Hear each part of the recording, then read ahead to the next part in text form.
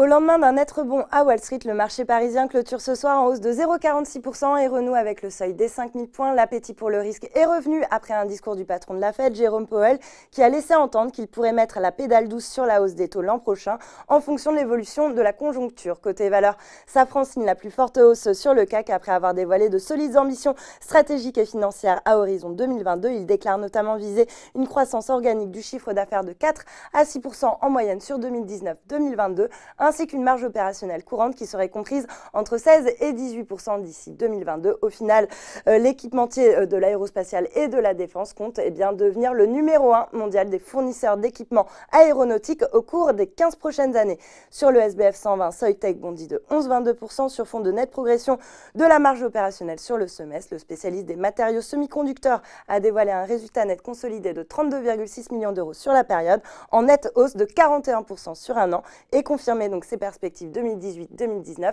à savoir une croissance du chiffre d'affaires attendue à plus de 35% à périmètre et taux de change constant.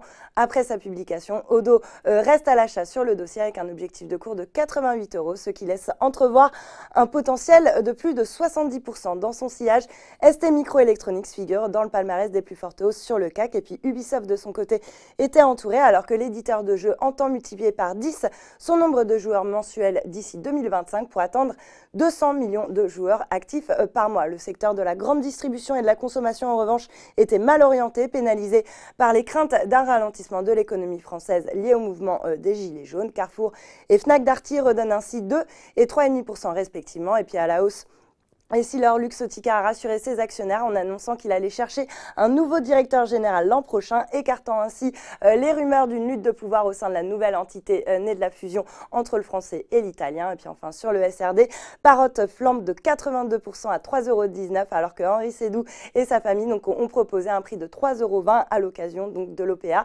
sur le spécialiste des drones. Voilà, c'est tout pour ce soir, mais n'oubliez pas toute l'actu éco et finance est sur Boursorama.